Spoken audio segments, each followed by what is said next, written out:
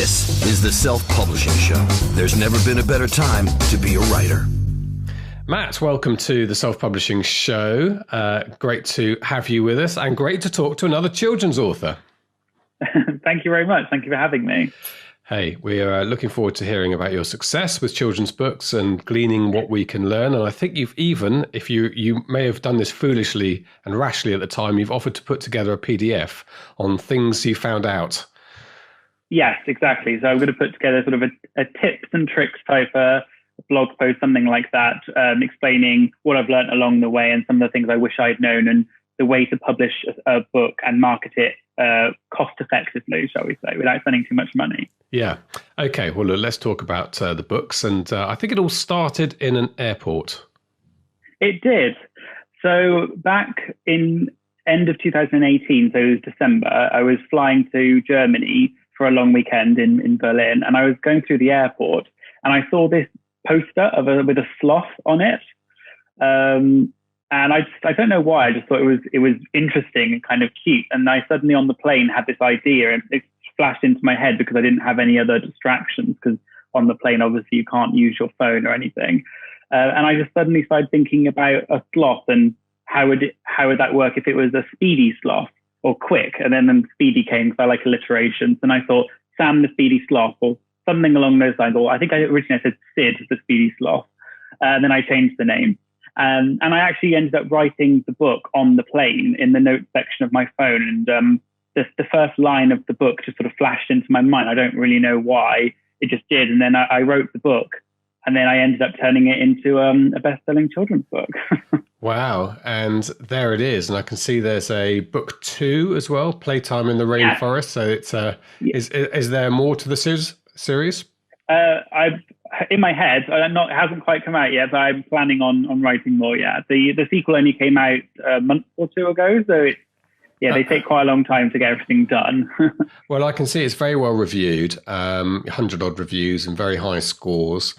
Cover looks superb. So the big question is at that point, how you go from the notes section of your phone, and there's all sorts of things in everyone's notes section, into a product, a commercially viable product. So let's talk through that process. Did you have any background in publishing?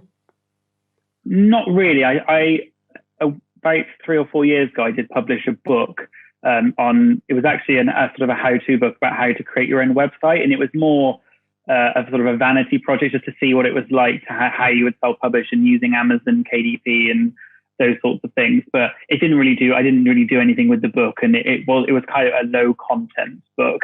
So it didn't really go anywhere, but it was more a way for me just to see what it was like writing. But this book, Sam the Speedy Sloth, was my first proper book, shall we say. But yeah, no, so I wrote the notes, like I said, I wrote in the notes on my phone, and I wrote probably about 50-60% on the plane. And then I wrote the rest, I think, several weeks later, once I'd kind of got back round to it and thought about it, because I had so many other things, obviously Christmas and everything was a busy time. And then I ended up, I think I left it for quite a long time. So I didn't actually publish it until September 2019. So a year ago, pretty much. So it was quite a long time between writing it and publishing it. And within that time, I think I applied down the traditional route of getting it published with a proper publisher or an agent and getting all the illustrations done. And then I unfortunately didn't get anywhere with it, but I really liked the idea. So I decided to go on the self-publishing route. So I just started looking into that. During that period when you were chasing a traditional contract, had you organised the illustrations or you were anticipating getting a contract where that would be part of it? Correct, yeah. So I hadn't done anything with the illustrations. I was hoping that they would pay for it basically and organise it because I didn't know how to do that. Sure. So when that wasn't an option anymore because I hadn't unfortunately got any interest, I then looked into how to get illustration, how to hire an illustrator.